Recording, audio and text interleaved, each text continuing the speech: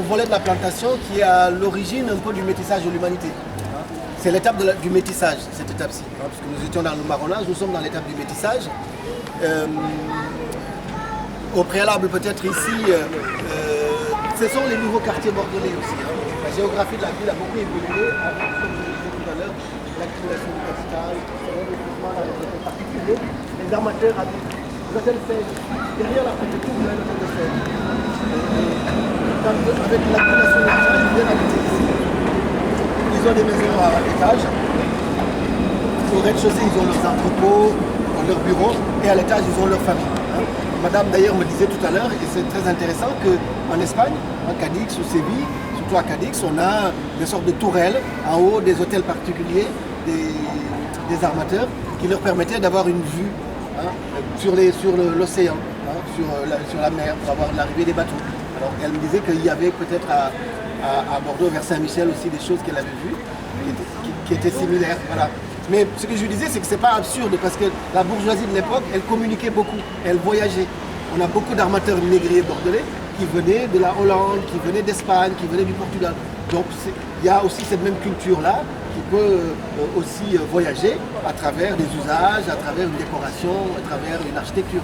Donc ça, c'est quelque chose de tout à fait possible. Et la plupart du temps, ils commencent à habiter ici, à partir du XVIIIe siècle. Là, vous avez donc le Grand Théâtre. C'est l'œuvre majeure de notre architecte très important à Bordeaux, c'est Victor Louis. C'est un édifice qui est inauguré en 1791 et qui aussi porte d'ailleurs une trace finalement de cette histoire-là. Je ne sais pas si vous êtes déjà rentré au Grand Théâtre. Vous avez fait attention au plafond. Il y a une peinture au plafond avec je ne dirais pas un détail, parce que les détails c'est pas bien, mais un élément en référence à notre sujet. Je ne sais pas si vous avez fait attention à cet élément.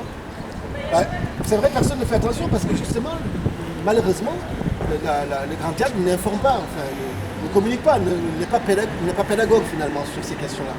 Puisque quand les Bordelais inaugurent le Grand Théâtre, ils demandent à un peintre, qui s'appelle Robin, de leur faire une peinture à la gloire de Bordeaux.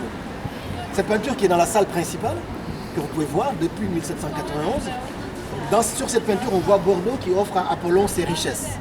Et en bonne place parmi les richesses de Bordeaux, il y a une esclave noire enchaînée. Depuis 1791. Et c'est vrai que rien n'est fait, quoi. C'est ça qui est dommage. C'est ce que moi je le dis à chaque fois. Mais je dis, mais mettez un petit truc, que les gens fassent attention, parce que ce n'est pas que un grand théâtre, c'est aussi un lieu de mémoire, de la mémoire du monde, sans rentrer dans un truc culpabilisant ou non. Mais on peut demander aux gens de faire attention. Et c'est vrai qu'ils ne le font pas. D'ailleurs, en face ici, à ce restaurant-là, Comptoir Cuisine, si vous avez, parce que là on est nombreux, vous allez rentrer, mais si vous avez le temps et que vous avez envie de prendre un café, vous pouvez y rentrer, juste à l'entrée, vous levez la tête, vous avez le même tableau qui est là, dans ce comptoir cuisine.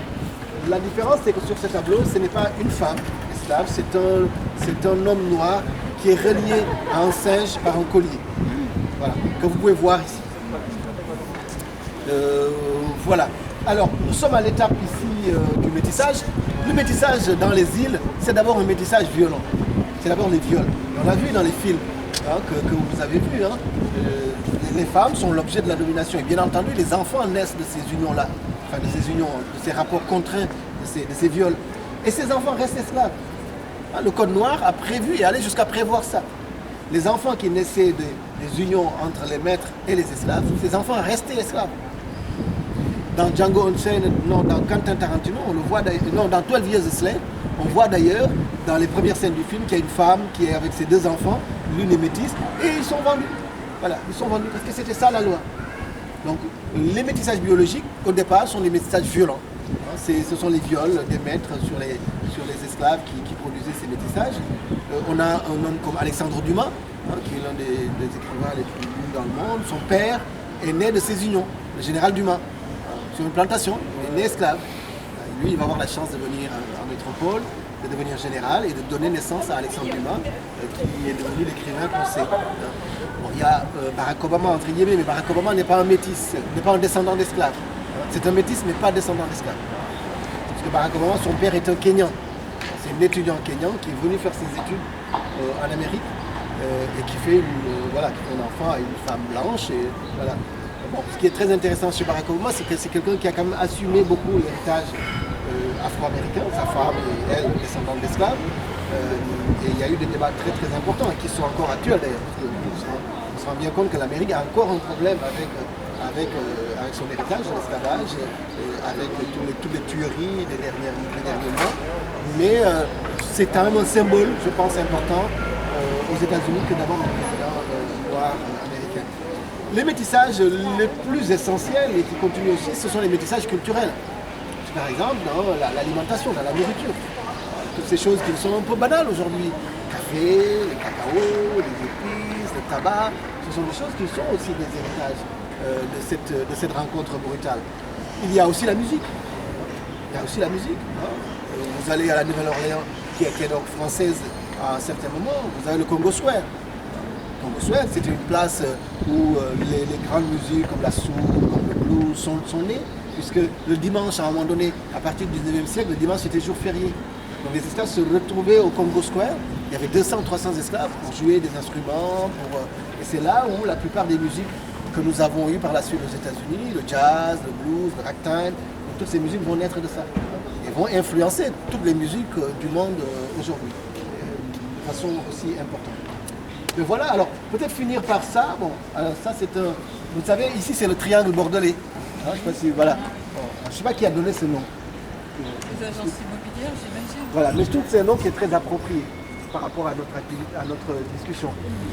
C'est un commerce triangulaire, on parle du... mais je suppose que c'est en référence aussi à cet immeuble-là, à sa forme. C'est l'ancien forum aussi de la ville romaine, non? Oui, c'est ça. Mais je trouve que ce nom de triangle, en référence à une partie de la prospérité bordelaise, on parle du triangle d'or, mais voilà. Mais pour Bordeaux, ça a été un triangle d'or, fructueux, doré. On a d'ailleurs une petite revue qu'on avait sortie qui s'appelait le triangle d'or.